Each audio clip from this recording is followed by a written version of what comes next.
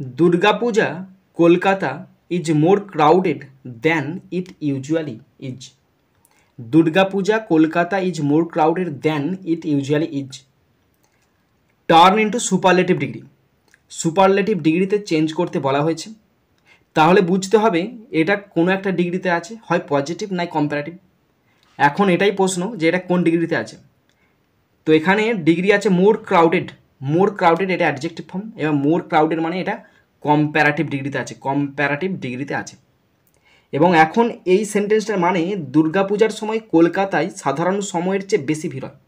দুর্গাপূজার সময় কলকাতায় সাধারণ সময়ের চেয়ে বেশি ভিড় হয়, এই সেন্টেন্সটার মানে এইটা।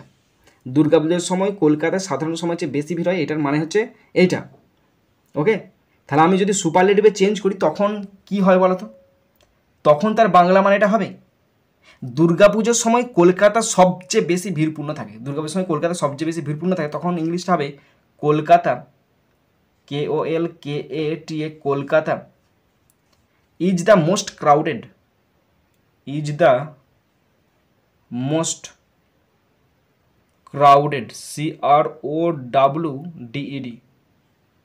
Kolkata is the most crowded during, DURING, during Durga Puja, during Durga PUJA Puja. Stop. যদি আমি সুপারলেটিভ ডিগ্রিতে চেঞ্জ করি তখন সুপারলেটিভ চেঞ্জ করেছি এবং তার ইংলিশটা হয়েছে Kolkata is the most crowded during Durga Puja, এবং এর মানেটা দুর্গাপুজোর সময় কলকাতা সবচেয়ে বেশি ভিড়পূর্ণ থাকে।